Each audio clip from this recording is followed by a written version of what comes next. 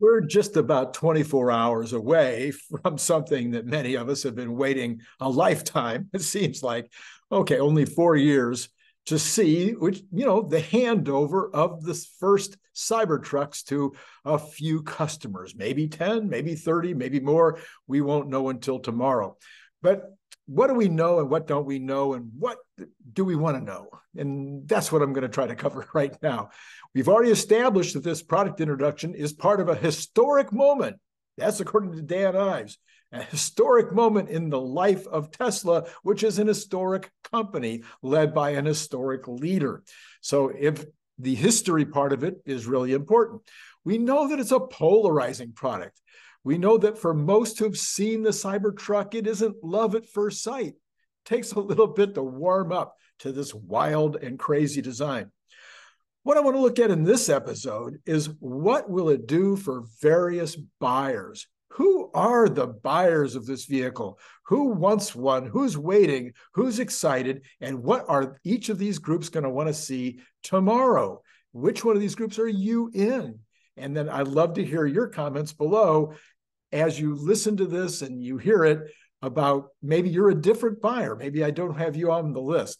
Anyway, this is Randy Kirk. Please hit like and subscribe and notify. I will be giving coverage all day long tomorrow. We'll have probably Brian White calling in, reporting from Austin. I'm sure I'll have some kind of report right after the presentation is made and we've all watched the video. I'll be coming in with some commentary there. Then we have Brad Ferguson with Good News Thursday in the evening. And then I'm sure there'll still be tons of coverage going on Friday. So anyway, you want to be notified when each of those videos comes out. That's why you need to hit subscribe and notify. And then, of course, I'd love to have you join Patreon. We have quite a nice run of folks joining Patreon the last few days. And so joining at the $5 level, of course, you get one of the books that I have out there on audio right now. You just go to Randy Kirk under Amazon and you can see the books that are available on audio. And then if you join at the $10 level, you can get two of my books on audio. That's like probably a $30 value right now, maybe even more. And then, of course, your option would be, instead of getting the two books, you could get a Cybertruck bottle opener and refrigerator magnet. I know you've never seen this before, right? Is this your first time? Some of you, it might be. Maybe you've never watched the show before. Anyway, I'm going to give you a lot more details at the end about this. Just know that this has been selling like crazy when I offered it for $20 per unit. And now that it's gone up to $25, the orders have stopped coming. I don't know. Everybody that wanted one bought one for $20. No, come on, you still want one. You need them for Christmas presents. You need them for your friends. Anyway, I will give way more details in just a little while. All right. For those of you who follow this channel, I am a product guy. My whole life, I like services too, and I've sold a lot of services. Recently, now I'm currently selling services. For the last 15 years, it's been my primary income is to be selling consulting services. But if you want to make a living as a product guy or a service guy, you need to know something about the consumer and really caring what they want and what they're willing to spend their hard-earned dollars to purchase. I've been known as a pioneer my whole life, and I tend to be trying to think about what the consumer is going to want. What is the product change that would make them just stand up and take notice? And some people have called me crazy because I'm trying to take the consumer where they may not want to go, but it works sometimes, and sometimes you fall on your face. Is the Cybertruck a case of something that there is a demand for? Folks just didn't know there was a demand for it. Well, there are 2 million plus reservations. What are the various consumer groups that I'm going to list here? What are they going to be looking for tomorrow? When they watch the video tomorrow, or when they see it later in the day on YouTube, or even when they're talking to others later, or watching my show or other shows and seeing what happened at the handoff, what are people going to be looking for? So let's take a look at a few groups. All right, let's start with, this will be a fantastic statement vehicle. A huge percentage of the folks who's already put up their deposits, they're very interested in being out there, first, different, visible, a leader, modern, wild and crazy, an early adopter, a pioneer. These folks like attention. They are looking for the details tomorrow. When they get that truck in their hands, even before they get it, they're going to be able to tell their brother, their neighbor, their mom, their coworker, their best friend. They want to tell them all about the vehicle, what makes it incredibly important as a vehicle for this age.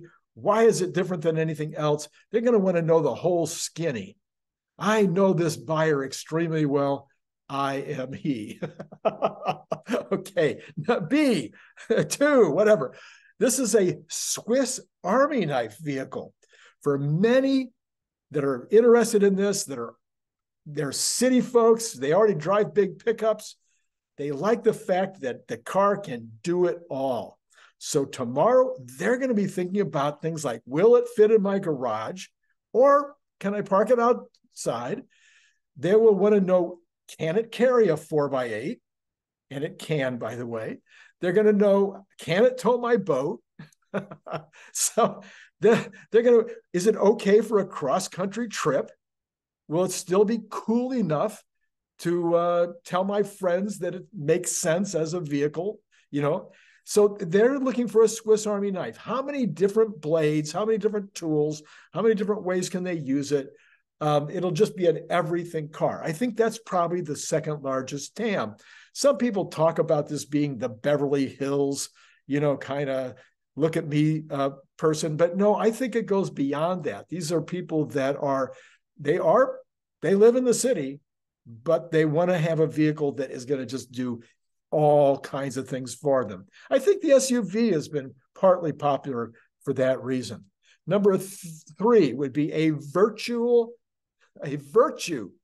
can't read my own writing here, a virtue signaling vehicle.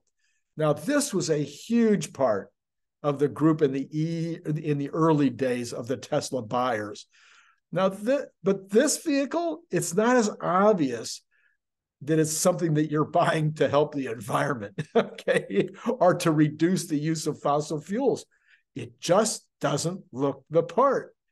But for those who care about these things, this vehicle is going to be great at reducing the use of fossil fuels and cleaning up the environment. So they're going to be looking, those folks are going to be looking tomorrow to get those proofs. Okay, what is it about? Like, one thing is the car is probably going to last more than the 20-year time that we now expect our cars to last. I mean, the way that it's built and the simplicity of all the things that go into it. Most people today, you know, they get to 15, even 12 years. My Volvo is 12 years old. I'm like, yeah, but I only drive like 100 miles a month. So it's like, I can't justify getting rid of it. When we get our Cybertruck, I'm probably going to take over the Model Y, and I'll finally have to sell my ICE car. But right now, it doesn't make any sense to turn it in. But the general public, you know, you keep the car for even 5 years. You're like, okay, time to trade it in. Gets to 120, 130,000 miles, maybe in 10 years, and you're like, yeah, it's probably, anyway, this car, this Cybertruck might last for a very long time. So that'll be another, for the virtue signaling folks, I think they might be looking for those kind of factoids that they can tell their friends to justify buying this amazing, crazy, wild product. Number 3, this is one you might not have thought of. I'm going to call this the new minivan. There's going to be a surprising number of moms that are interested in this car. They're going to want to hear how safe it is. They really, really want the safety factor going in. They're going to be impressed by how it's completely impervious to damage inside and out. They'll be totally excited about the screen for the back seat. And then my wife says that she thinks her grandson is going to be super excited to be seen with her in that Cybertruck. Now, mom will be impressed with that the truck will drop down low enough that everybody can get into it easily. She also is going to like the fact that she never has to go to a gas station, of course, or take it to the maintenance. And of course, the trunk, it'll carry bikes and sports equipment and camping gear. And it'll be able to tow the boat. Again, I guess we mentioned towing the boat once before, or maybe the jet skis. Yeah, it's going to, and then the fact that the tonneau, or the bed cover, is lockable. That'll be great too. That's something that mom will like also. In fact, the one thing that she's probably not going to like about it is that dad is always going to be asking to borrow it. And that didn't happen with the minivan. You know what I'm saying? Okay, so then we've got 5, the work truck. As of now, according to the theories of this truck, according to the myths, the contractor, the plumber, the backyard farmer haven't been paying much attention to the Cybertruck. I don't know if that's true or not, but that's the myth. It might take a while before they think that this crazy machine has anything to do with them. But some have signed up already, and many others will be watching out of curiosity tomorrow. Since I've never been in the trades and never had to buy vehicles for the trades, I can't say that I know everything that's going to go into their decision about buying a work truck, but I'm quite sure that they're going to want to know the dimensions. I'm pretty sure they're going to be interested, just like the mom is, in that locking bed cover, because getting your tools stolen is no fun. And they're going to be super excited about the 110 and 220 hookups right on the car. They're business people. So they're going to be looking at the money savings, not only when you buy it, but also the maintenance and lower costs of fuel, so that over the life of the vehicle, you save a ton of money compared to any other truck on the market, even counting much smaller trucks. They're going to like the fact that they don't have to spend time, which is money in business, going and getting gas put in the vehicle, or going to get maintenance. And then something we haven't even talked about in any of these other categories, but mama's going to like this. The early adopters going to like this. Everybody's going to like this, and that is the luxury of the interior, the ease of use, the potential for full self-driving, all the fun factors that happen in the entertainment system, and on and on and on. All kinds of those kinds of things. That's going to be really impressive to this work truck guy, and also for this next category, which is number 6, the farmers and off-road vehicle crowd. Now, this is probably the smallest part of the TAM, but it's a really big one for the halo effect. This is where the demonstrations are going to come in. We're already seeing these off-road videos where they went down to Baja. And if this truck can handle the back scrabble down at Baja, it will sure work for farm use. Therefore, this group is going to want to be confident that this car can go anywhere and not get stuck. They won't care very much about the 0 to 60 capability when they're buying it for utilitarian use. But guess what? They're going to take it into town at night, and they're going to like the fact that it goes 0 to 60 in 3.5 seconds or some such thing, and that there's nothing on the road that they need to be concerned about beating them 0 to 60, except another Tesla, of course. So, and then we've got this last group, the entrepreneur. Now, this is small business people, medium-sized business people, and even some very large companies. Well, we know, for instance, that Brian Wong has 20 of these on order, and there are plenty of other people like him. This is going to be a money printing machine on Turo, as has been the Model S, the Model X, the Model Y, the Model 3. These are all printing machines. They rent out for over $100 a day, and they're rented 100% of the time. So I've done Turo. I get how Turo works. This is going to generate, as these other cars have, over $2,000 a month easily against a payment of $600. So this is going to be a very good item for rent, and whether that's a Turo, somebody who buys 1 or 2 for extra cash, or somebody like Brian that gets 20 and rents them out to 20 different people for a significant income, or for Hertz and others who have much larger rental fleets. So all of those people are going to be very interested tomorrow in how efficient is the car? What are the kinds of things that they need to be looking at that might be repair issues, et cetera, et cetera. So that group, they're just going to know that they can rent it for a lot of money and that the payments won't be that much. So if all of these buyers are happy and they tell their friends, the end of the story will be a huge win for Tesla, because guess what? Not everybody who even has one of those use cases is going to want a Cybertruck. Some folks, they're going to want, they love the concept of the just a regular sedan. That's me. If I was just in a vacuum right now and I had all the money in the world and didn't care, and I was driving, enough miles to justify it, I would be buying the new Model 3 Plus as soon as it was available in the United States. I would be standing in line waiting to get that car. It's really good looking and it's got everything I could possibly need. Other people, they just like the different styles, whether it's the X or the Y. They like the SUV approach, and so when they get somebody, their neighbor or their friend or their brother, telling them all about the Cybertruck, they're going to be looking, everybody's going to be looking on it online on the website. And they're going to, well, what about the 3? Well, what about the Y? I like that car. It's going to be, the halo effect is going to be absolutely nutty. So the car will come out. It will not be perfect. It will have some things that maybe the farmer doesn't like. And the farmer will say, hey, it sure would be nice if we had this. Well, guess what? That's the beauty all these years of the X platform, used to be Twitter. Folks are on there. They buy the vehicle and they become part of the community on X. And then Elon is sitting there and he's saying, oh, look at that. 15 people said, wouldn't it be nice if there was this? And he goes, okay, we can do that. And then if they can change it with an over-the-air update, they do. Or if they just iterate it like the next day, which is what makes Tesla wild and crazy compared to any other car company. All right, what did I miss? Are you going to get a Cybertruck? When is yours coming? We're figuring ours is about a year out. I think our number is 1667 or something like that. We're figuring we're about a year out. When is yours going to come?